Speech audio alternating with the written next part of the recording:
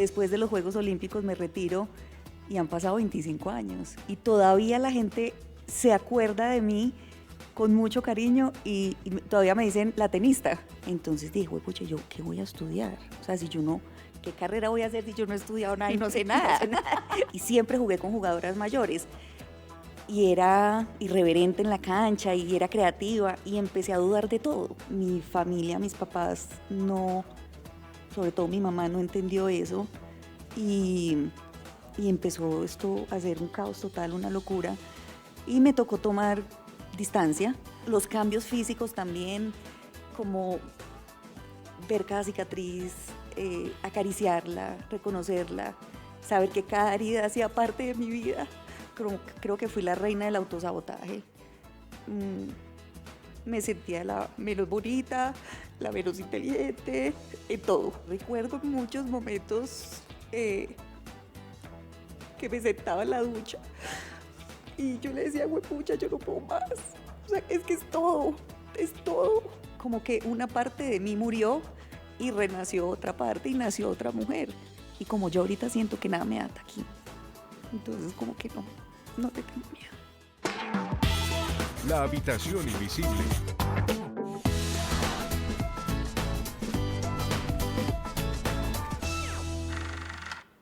Hola, bienvenidos a La Habitación Invisible, a este lugar seguro donde hablamos de la vida, de lo que nos hace vibrar, de lo que amamos, de lo que nos duele. Bienvenida Mariana Mesa, extenista profesional, politóloga, conferencista, mamá de Salomón, aficionada al pádel, la cocina, el cine y la poesía.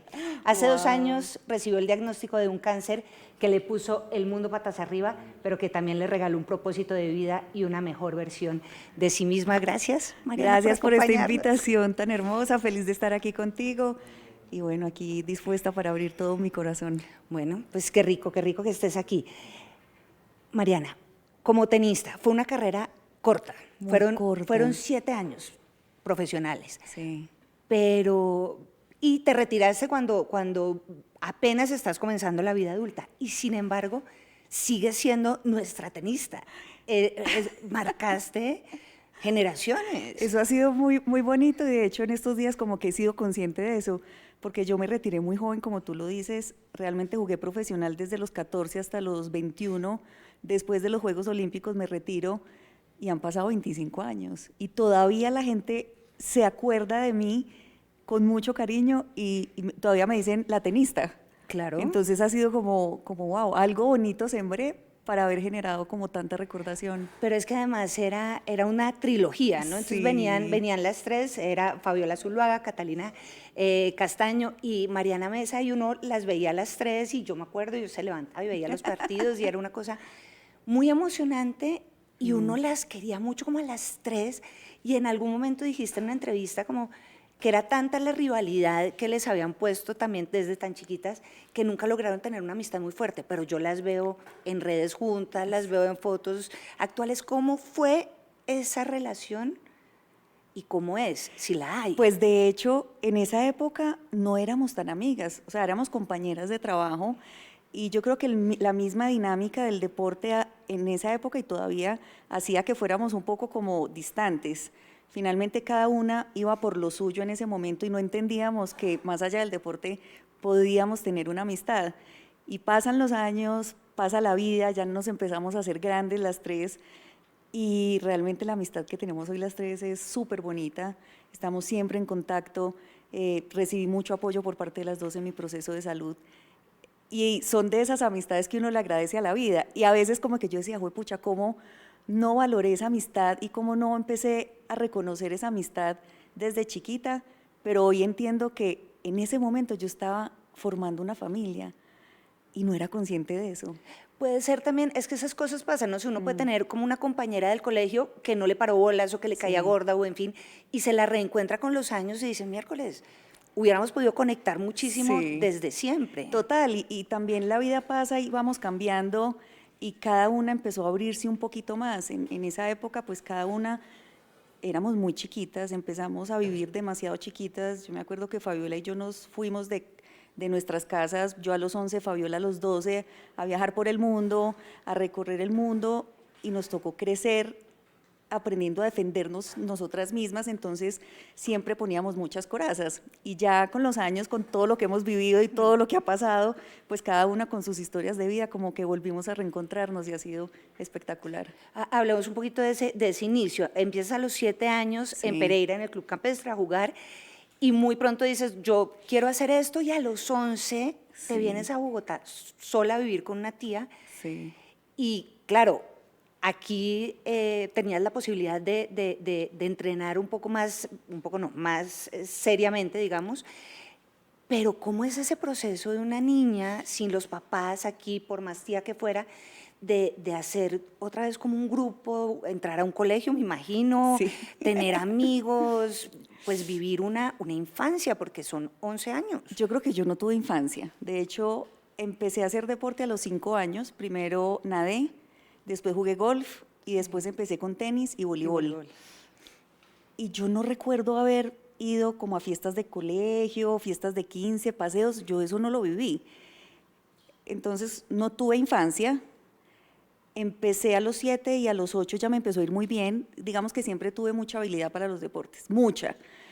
Y ya a los 9 empecé a ganar los campeonatos nacionales, entonces en un club social pues claramente hay muchos socios y cuando de pronto un deportista empieza a destacarse, pues todos los socios, no, pues es que este es un club social, todo no se lo, el tiempo un entrenador no se lo puede dedicar a ella. Y ahí empieza como, bueno, ¿qué vamos a hacer? ¿Qué opciones hay? Y vimos que en Bogotá había una opción en la Academia Colombiana de Tenis, entonces decidimos, esto fue, o sea, yo hoy pienso en mi hijo, por ejemplo, a los 11 años yo jamás hubiera dejado ir a mi hijo, pero además yo en ese momento yo creo que yo me creía grande y enloquecí tanto y quería tanto ser tenista que mis papás aceptaron y me vine a vivir con una tía. ¿Y cómo fue esa llegada a Bogotá? O sea, ¿te encontraste con una ciudad distinta que no conocías? ¿Y cómo empezar siendo tan chiquita? No había una cosa de dejar los amigos de Pereira. Creo que tampoco fuiste muy amiguera en el colegio, No, para mi nada. primera etapa de colegio fue en el Liceo Francés de Pereira y Sí. yo realmente la pasé muy mal en ese colegio. O sea, tengo muy malos recuerdos del Liceo Francés. De los profesores. Horrible, sí, de todo, de todo. O sea, tengo el peor recuerdo del mundo. Y digamos que tenía ciertos conflictos con mi hermano, entonces para mí finalmente también irme, pues fuera una maravilla. O sea, para mí no fue duro. Eh, digamos que sí fue un poco duro ya cuando empiezo a viajar, a veces de pronto sí me sentía sola, pero yo siempre fui como muy grande para la edad que tenía. Entonces disfrutaba pues estar sola.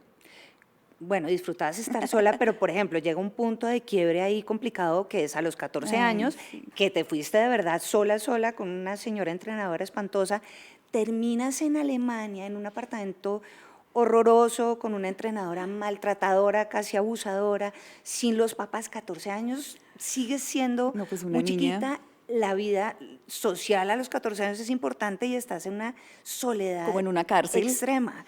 ¿Cómo fue ese tiempo? Creo que era en Düsseldorf. En Düsseldorf, sí. ¿Cómo? Mira, yo creo que ha sido el punto de quiebre más grande en mi vida y digamos que me fui con toda la ilusión. En ese momento no existían todavía en Colombia. O sea, Fabiola Catalina y yo abrimos un poco el camino para el tenis femenino en Colombia y en ese momento no había patrocinadores. Entonces sale una oportunidad para irme para Europa con una empresa europea y la entrenadora era uruguayo-alemana. Y yo me fui con todos los sueños y con toda la ilusión del mundo. En esa época no existía pues todo lo que hay ahorita, ni Instagram, ni internet, ni nada de nada. Era fax. El fax. Bueno, y las llamadas costaban pues un ojo de la cara. Entonces yo me voy y esa entrenadora empieza a separarme totalmente de mis papás, a mentirles a mis papás sobre mí, que yo me volaba, que yo no sé qué, pues yo tenía 14 años, o sea, ¿para dónde me iba a ir o qué iba a hacer? Me maltrataba en la cancha, me gritaba, yo en ese momento estaba jugando categorías superiores a nivel mundial, entonces, o sea, era todo como tan caótico y era un maltrato todo el tiempo. Y esto duró un año, porque yo trataba de decirle a mis papás la situación, pero como ella me tenía alejada de ellos y les decía cosas que no eran, ¿Ellos no te creían? digamos que mi comunicación era más con mi mamá, porque mi papá como que nunca estuvo como muy presente. Y mi mamá me decía, es que usted no es ninguna perita en dulce. Y entonces ahí me sentía totalmente sola. Cuando ya llegando a Wimbledon, el día antes de empezar, tenemos una pelea pendeja, la entrenadora y yo, cuando me dice, trota 20 minutos, y yo le dije, Claudia, llevamos un viaje largo, estoy cansada, entonces empezó a gritarme, obviamente, como siempre, a los gritos delante de todo el mundo, y yo le dije, entonces me dijo, entonces trotas 1 hora, y yo le dije, yo no voy a trotar 1 hora, estoy muy cansada, y me dijo, entonces te vas ya para Colombia. O sea, yo estaba a un día de empezar Wimbledon Junior, y era tal el nivel de saturación que yo dije, listo, me voy ya para Colombia, listo. Entonces de ahí me llevó a un hotel 2 días mientras conseguía tiquete, y en el avión, yo me acuerdo que yo decía, ojalá se caiga este hijo de madre avión.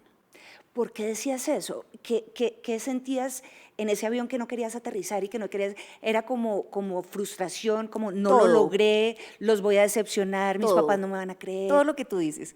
Sentía rabia, frustración, además que estaba a un día de empezar un sueño, que es el sueño de cualquier jugador, que es jugar Wimbledon. Sentir que mi verdad no contaba, que no era escuchada, y sentirme totalmente rota por dentro, porque yo era una deportista que creía demasiado en mí, y era muy habilidosa, y siempre jugué con jugadoras mayores, y era irreverente en la cancha, y era creativa, y empecé a dudar de todo. Era un de sueño todo. no cumplido. Claro, entonces es como si te rompen una parte de ti que tú proyectas en la cancha, y después, pues pucha, yo ya, ¿qué soy? Entonces cuando llegué a Pereira y aterrizó el avión y salgo, yo era a los gritos, pero era a los gritos llorando. Y mis papás al ver eso como que ya dicen, pucha, ¿esto qué pasó? Y ahí empieza todo el tema. ¿Ellos cómo te recibieron? ¿Te creyeron No, en ese momento? sí, claro, cuando ya vieron el estado en el que yo llegué deprimida, vuelta a nada, pues ya se dieron cuenta de, pucha, ¿qué pasó acá? ¿Qué hicimos? ¿En qué fallamos? Y bueno. Cuando tú piensas en esta señora que te hizo tanto daño, no solo a ti, sino a otros Sí. deportistas, porque luego la sancionaron y la sacaron, pero que hubo algún momento en el que tú hubieras dicho, esto no puede ser normal, así no se puede tratar a la gente. Ella siempre gritaba, siempre maltrataba, pero algún momento que tú dijeras, aquí ya se pasó. Yo todos los días sentía que se pasaba, pero como estaba sola, no tenía cómo hablar o defenderme. Pues en esa época era la época del fax. Entonces no es ahora que uno escribe, pucha, estoy mal, ayúdame. No, ahí no podía. Y había un contrato y había un patrocinador de por medio, entonces digamos que fue muy complejo, y yo llego ahí a Pereira y me retiro un tiempo del tenis, unos meses. Hubo un recogimiento, digamos, una ayuda profesional. Sí, claro. Te prestar, Sí, yo ahí empiezo, digamos, desde ese momento empiezo a ir a terapia. Con un soporte que te ayudó a poder seguir. Y ahí tuve la fortuna, como a los 5 meses que yo no quería saber nada del tenis, llega Ricardo Gómez, un entrenador que siempre voy a llevar en mi corazón, que me dijo, María, hay un torneo profesional en Manizales, se estaban empezando a hacer torneos profesionales en Colombia, y yo le dije, Richie, no quiero saber nada del tenis. Y Richie me dijo, Mari, yo creo en ti, déjame acompañarte, preparémonos y vemos, y yo estoy a tu lado. Y yo le dije, bueno, y me gané ese torneo profesional, o sea, a mis 14 años. Y ahí empezó otra vez como la ilusión, pero yo no volví a ser la misma. ¿Tú ya no eras feliz? Yo ya dudé siempre de mis entrenadores, o sea, siempre sentía que me iban a hacer daño. Entonces, ponía una barrera muy grande, muy grande. Y sin entrenador, pues... Claro, pues sin entrenador uno no llega a nada. Sí. Y tuve una serie de entrenadores, después al otro año vamos a un suramericano y ahí entra Colsanitas como patrocinador, y ahí empieza todo mi camino también con ese patrocinador. Un camino importante que nos marcó a todos, con subidas, con bajadas.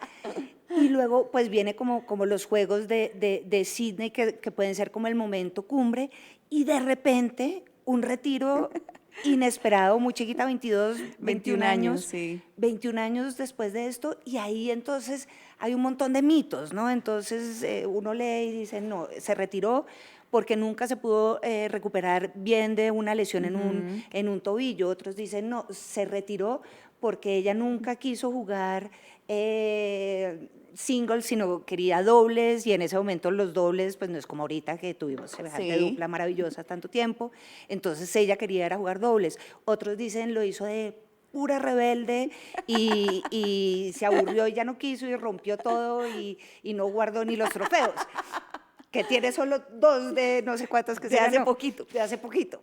¿Qué es cierto? Todas las Las tres, anteriores, todas las anteriores. Yo tuve pues una lesión que no fue muy grande, pero estaba en un muy buen momento. Entonces como que me costó un poquito volver. Sí era la rebelde del grupo. Fabi era muy calmada, muy en su sitio, era poco expresiva. Ahorita Fabi es súper expresiva, Fabi es regia. Cata era muy dedicada, y yo era pues como más abierta, era más explosiva en la cancha. Yo creo que de pronto por eso a la gente le gustaba tanto.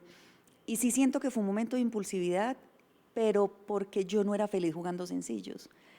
Digamos que en mi mano y en mi creatividad en la cancha se me daban muy bien los dobles. Y en ese momento le dije a mi patrocinador, le dije, yo quiero dedicarme a jugar dobles. De pronto estaba siendo muy avanzada para la época, pero era lo que me hacía feliz. Y se ganaba mucho menos, pero era lo que me gustaba. Y me dijeron, no, si no es sencillos y dobles, pues no. Y yo, como era rebelde, también impulsiva, ya eso ha cambiado mucho, lo he trabajado mucho, dije, bueno, entonces me retiro. Y retírese pues. Me retiré y dije, ¿ahora qué voy a hacer? Y además también la parte académica me inquietaba mucho. O sea, yo he sido inquieta académicamente y me gusta aprender cosas. Entonces, claro, como mi época de colegio, yo iba una semana cada bimestre al colegio. Entonces dije, pucha, ¿yo qué voy a estudiar? O sea, si yo no, ¿qué carrera voy a hacer si yo no he estudiado nada y no sé nada? No sé nada. A validar ese bachillerato. Yo no sé nada. Entonces hice un preuniversitario, después me metí a comunicación social y ahí tuve un profesor que Sí, está bien, pero no, espere. no se me adelante. No, es que lo del retiro es muy importante porque hay tengo varias preguntas. ¿Te preguntas cómo sería tu vida si no te hubieras retirado? O Pues sea, obvio, mira, me lo he preguntado. Yo creo que hasta hace unos pocos años me lo pregunté y fueron muchos años en los que me preguntaba eso porque muchas de las jugadoras con las que yo jugaba o con las que hacía pareja de dobles o a las que les gané, pues en dobles estuvieron entre las 10 del mundo y en sencillos estuvieron entre las 50 del mundo. Entonces, siempre me pregunté eso. Pero también, pues tampoco puedo vivir del pasado y qué hubiera sido pero sí me di palito. ¿Y te llegaste a arrepentir de la En decisión? algunos momentos sí, pero cuando de pronto decía, bueno, quiero empezar como a entrenar a ver, y volví a sentir lo que sentía a veces en la cancha, que no tenía buenas sensaciones, me ratificaba en mi decisión. Uno dice tranquilamente, no, sí, me retiré y entonces seguí comunicación social, 3 semestres, luego politóloga, pero no es tan, Uf, no es tan no. fácil esto. Ese retiro tuvo unas implicaciones, tenías 21 o 22 años y tuvo unas implicaciones muy fuertes y caíste en una depresión muy profunda, tal vez en uno de los momentos pues, más oscuros Sí. de la vida. Yo quiero saber, ¿la depresión te llevó a ese retiro o el retiro te llevó a la depresión? Yo creo que todo retiro de un deportista, y hablo mucho también, y lo hablamos en las conferencias nosotras, el retiro de un deportista es un duelo, o sea, es una muerte de una vida que viviste desde muy chiquito, es esa muerte y ese final de lo que conocías, de las dinámicas, de las rutinas de vida que conocías, y es empezar a vivir nuevamente, pero tú no tienes 4, 5, 6 años, sino que tienes 21, en mi caso, en otros casos 35, 30, entonces es como, pucha, entonces a mí ya nadie me decía, usted tiene que acostar hasta ahora, usted juega hasta ahora, tiene que entrenar hasta ahora, tiene que comer esto, mañana tiene cita médica, mañana tiene control, yo ya no tenía eso, y a mí eso me parecía impresionante, como que yo decía, pucha, ¿yo qué voy a hacer? Poder salir hasta la hora que me diera la gana, poder salir a rumbear, que yo nunca había rumbeado, entonces como que me desaforé un poco, pues un poco bastantico, Y sí fue un duelo muy, muy tenaz. ¿Te fuiste a vivir con tus papás otra vez o qué hiciste a esos No, 21 años? o sea, yo estuve en Pereira como 4 meses mientras me retiré en esa época y después me volví para Bogotá A vivir sola. a vivir primero a los 14, como finalizando mis 14 con una prima y ya después viví sola. Pero en el momento del retiro, ¿con quién estabas? ¿Qué soporte Sola. tenías? ¿Qué? Estaba viviendo sola. Y empecé mi tema universitario sola. Y ahí entras en esta crisis, en esta depresión tan profunda, ¿y quién te ayuda? ¿Quién te salva? Pues realmente no me acuerdo. O sea, yo creo que yo me salvé. O sea, ahora que lo dices, como que no me acuerdo de como de sentir un soporte así, ¿no? Pues también como, bueno, de este tema no se habla, ya es otra etapa de la vida. Yo, como tú lo dijiste ahorita, cuando me retiré no quería saber nada de tenis porque sentía que el tenis me lo había quitado todo. Y hoy agradezco al tenis que me dio todo. Entonces son como peleas que uno tiene con su vida y con su historia que, que hay que empezar como a procesar y a sanar.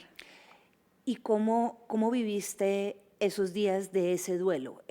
Aquí sola en Bogotá fueron días de, no sé, de no querer levantarse, fueron días de no saber qué hacer, de incertidumbre total, a qué me voy a dedicar, de qué voy a vivir. Claro, cuando yo entré a la universidad yo decía, yo no sé nada, pues cómo voy a hacer una carrera. Pero pues finalmente viajando tanto también leía mucho, aprendía mucho de todas las culturas, aprendí mucho de historia. Entonces pues finalmente sí sabía y yo creo que la experiencia es lo que más le hace aprender a uno en la vida. Y esos días de universidad al principio fueron duros, pero empecé también a disfrutarme esa etapa sin ataduras de nada, sin que nadie me dijera qué tenía que hacer. Y empecé a disfrutarme esa etapa. Y yo la etapa de la universidad, después de ese momento como de duelo, de ahora yo qué voy a hacer, lo disfruté mucho. O sea, mi etapa universitaria fue maravillosa. ¿Rumbeaste mucho, Mucho, bloqueaste mucho? todo. ¿Mucho bien o mucho demasiado? No, mucho demasiado no, pero pues sí trasnochaba, salía mucho, pues tomaba, trataba de vivir lo que nunca había vivido y como experimentar cosas, pero fue una etapa muy bonita, yo me la gocé mucho. Fue una etapa de dos carreras, Sí, comunicación un ratito sí, sí, y sí, luego hiciste ciencia política en la sí, Javeriana. así es. Si entiendo bien entonces, porque digamos, la red de apoyo, y lo has dicho varias veces, es muy importante en cualquier enfermedad, incluida la depresión. Y ahí tampoco tuviste esa red de apoyo, ahí no estuvieron tus papás. Y No, cuando digo tampoco, es porque nos vamos a correr un montón en el tiempo y y, vuelvo a estar sola. y vuelves a estar sola y vamos a hablar ya del cáncer y ahí tampoco tuviste esa red de apoyo. Sí, Al diagnóstico inicial que te dieron hace 2 años largos, pues se sumó esa soledad de no contar con ellos, esa soledad de ser mamá de un niño chiquito, pues preadolescente y no tener esa red. yo creo que ese fue el reto más grande de mi proceso. Eh, yo siempre le tuve mucho miedo al dolor físico y lo viví todo. O sea, lo transité desde, pues en estos últimos 2 años y medio tuve 5 cirugías y viví todo el dolor físico. Pero siento que lo que más viví y el aprendizaje más grande en todo este proceso fue el dolor emocional y el rechazo y el sentir el poco apoyo. Y eso fue muy duro y eso fue lo que más me dolió. Mariana, ¿había un cortocircuito con ellos o un cuestionamiento que ellos tenían a la manera en la que tú estabas enfrentando la enfermedad? Sí, yo creo que fue básicamente por protagonismos, porque finalmente, pues cuando hay un diagnóstico no hay protagonistas, es simplemente una persona que estaban pasando por un momento de quiebre en la vida y un momento difícil y debe haber una red de apoyo soportando a esa persona sin que ninguno tenga un protagonismo. O sea, todos suman y todos deben estar unidos y encaminados a salir de ese momento de la mejor manera posible y lo más rápido posible. Y claramente mi familia, mis papás, no, sobre todo mi mamá, no entendió eso y empezó esto a ser un caos total, una locura. Y me tocó tomar distancia y entender que yo era mi prioridad y que pues finalmente pues era adulta y tenía la capacidad y la posibilidad de elegir cómo quería vivir mi proceso, y yo lo quería vivir de una manera bonita y tranquila. Y eso no era de protagonismos, era simplemente de ir todos remando para el mismo lado. Entonces sí me tocó tomar decisiones grandes que me dolieron mucho, pero yo creo que si eso no hubiera pasado, yo tampoco hubiera como descubierto el valor y la fortaleza que tenía. El diagnóstico llega el 17 de enero del Sí, 2023. Han pasado 2 años largos, muchas montañas rusas, 5 cirugías. ¿Has podido restablecer ese contacto con ellos? No, no, porque siento que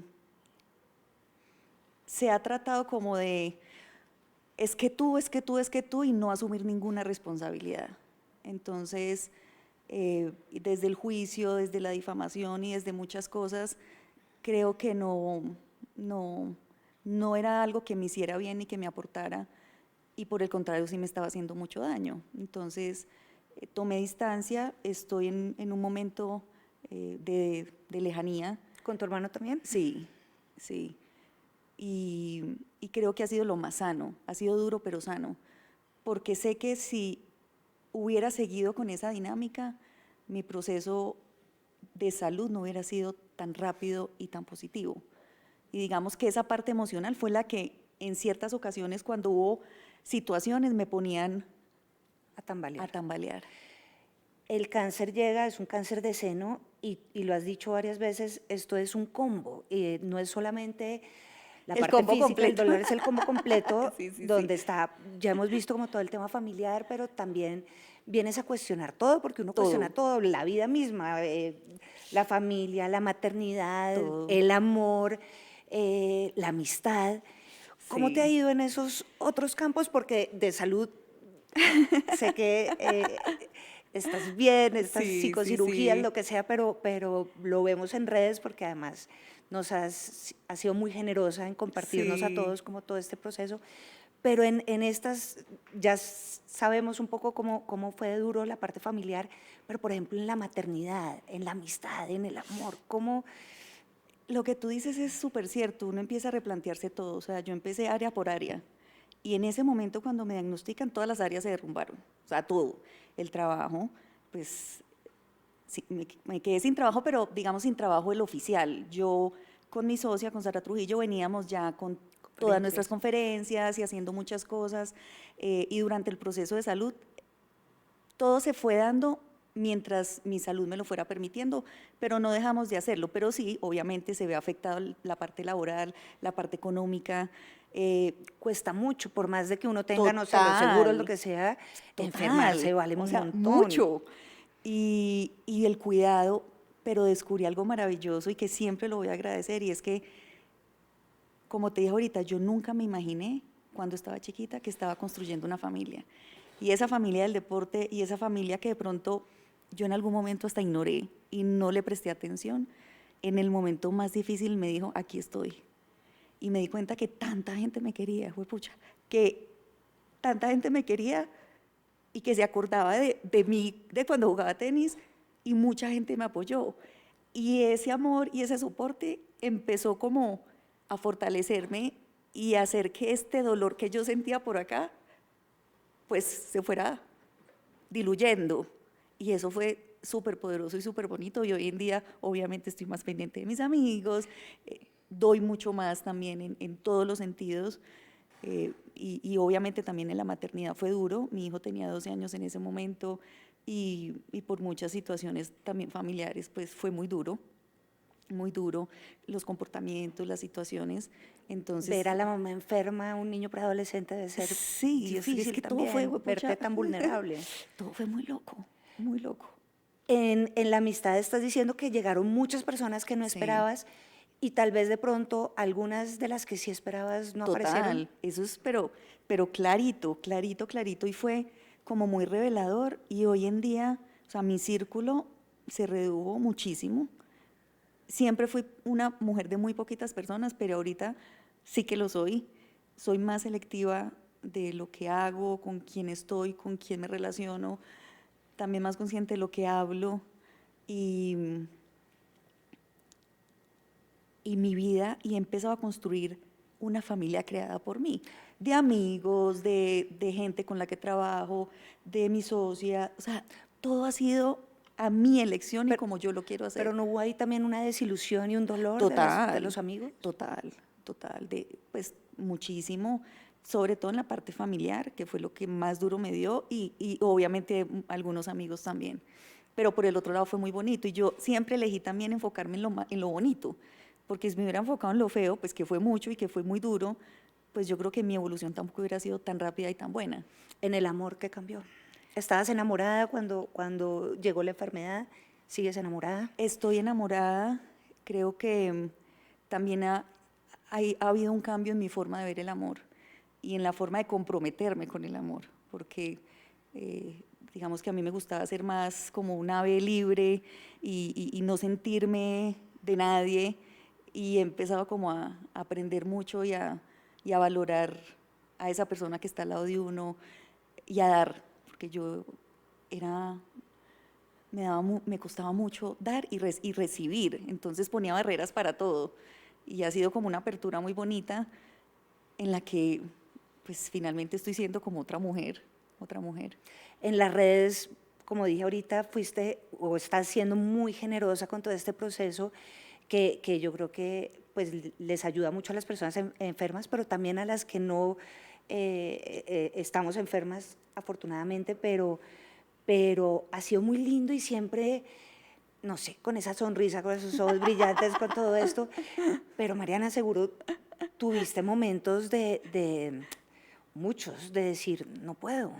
Pues, pero muchos y todavía, o sea, de hecho, yo creo que después de todo este proceso en el que fui supremamente fuerte, cuando ya termino todo, la última cirugía fue en octubre del año pasado, pues ha sido una época como, "Uy, pucha, ¿y aquí qué fue todo lo que pasó?". Pasó la etapa de ser la fuerte, de estar enfocada como a realmente ver cada cosita, cada sentimiento que yo tenía, todo lo que pasó, lo que viví, por lo que los cambios físicos también, como ver cada cicatriz, acariciarla, reconocerla, saber que cada herida hacía parte de mi vida. O sea, esto ha sido un proceso fuerte, pero muy bonito, pero ha sido un viaje para adentro, doloroso, porque es que mirarse para adentro duele, y duele mucho, y en la vida que llevamos, lo que menos hacemos es mirar para adentro, es todo para afuera. Cómo me veo, si estoy gorda, si estoy flaca, criticamos todo, y no empezamos a mirarnos para adentro. Esa mirada te la da esta enfermedad a la que llamas a veces un maestro que te da un propósito, que es el de compartir, enseñar, dar tips, dar herramientas y, según tus propias palabras, hacerte una mejor persona. ¿Cómo eras antes de ese 17 de enero y cómo eres ahora? Yo creo que yo era muy dura conmigo, muy dura, o sea, en todos los sentidos. Siempre creo que fui la reina del autosabotaje. Mm, Me sentía la menos bonita, la menos inteligente, en todo. Y ver, empezar a decir, tú qué has hecho en la vida, tú cómo eres como ser humano, la gente cómo te quiere, tú eres sensible, eres... Todo eso fue muy bonito, entonces es como que una parte de mí murió y renació otra parte y nació otra mujer, que muchos estarán de acuerdo, muchos no, pero finalmente es lo que yo estoy empezando a hacer, y, y eso ha sido bonito y duro, porque también es como abrirme camino, es que tú ya no eres así, es que tú ya no, es que tú, porque yo me atreví a cambiar. La gente sigue sin cambiar y sin mirarse y creyendo que está todo bien, aún viviendo incómodos, aún viviendo una vida de mierda, siguen así. Dentro de todas esas cosas de mirarte, has tenido, lo has dicho también, unas conversaciones muy serias, unas conversaciones serias con Dios, serias con la vida, serias con la Total. muerte, de mirarlos a la cara y decirles cosas. Total. ¿Qué le has dicho a Dios? O sea, yo recuerdo muchos momentos que me sentaba en la ducha y yo le decía, huepucha, yo no puedo más. O sea, es que es todo, es todo. Y después ya lloraba y lloraba y lloraba. Y después la vida me mandaba bendiciones. Entonces como que esos momentos de, Dios mío, yo ya no sé qué hacer. Y a la muerte que le dijiste, cosas como, ni crea. No, yo no le tengo miedo a la muerte, ¿sabes? Como que yo he tenido una relación bonita con la muerte y no le tengo miedo y creo que pues finalmente también es el paso a donde vinimos y nunca le tuve miedo. Entonces como que sí la sentí más cerca, pero no es como, y como yo ahorita siento que nada me ata aquí, entonces como que no le tengo miedo. Dentro de las cosas lindas que nos regalas, dijiste hace un tiempo una cosa que a mí me gustó mucho. Dijiste, somos infieles con nosotros mismos cuando abandonamos nuestra propia búsqueda de la felicidad. ¿Sigues en esa búsqueda? ¿La encontraste? Total. Yo siempre me he buscado y por eso siempre, digamos que mucha gente dice, no, pues es que esta está loca o esta es diferente. O sea, yo siempre he tratado de hacer lo que me nace. Entonces me he ido de lugares a los que de pronto ya no sentía que pertenecía, entonces me han llamado impulsiva. He dejado trabajos de la noche a la mañana porque ya sentía que ya ahí no cabía. Entonces, que cómo deja eso, juepucha, y la estabilidad, y así me he pasado la vida, me he ido a vivir a otros países, he hecho de todo, de todo, de todo, de todo. Y yo no me arrepiento de eso, no me arrepiento para nada. Y seguiré haciéndolo, y seguiré buscándome, y seguiré escarbándome, porque pues finalmente se trata de ir hacia adentro, y estoy en esa búsqueda. Gracias, Mariana. Ay, tan Porque bonita. además esa búsqueda tuya nos permite a todos, con palabras como estas y con frases como estas, seguir buscándola a nosotros, a ver Tan si bonita. también la encontramos por ahí. Gracias. Muchas gracias Ay, Dios mío. por estar aquí. Gracias a ti. Y gracias a todos ustedes también por estar en esta habitación invisible. No olviden suscribirse a nuestro canal de YouTube y activar la campanita para recibir las notificaciones de nuestros contenidos. Nos vemos en un próximo episodio. La habitación invisible.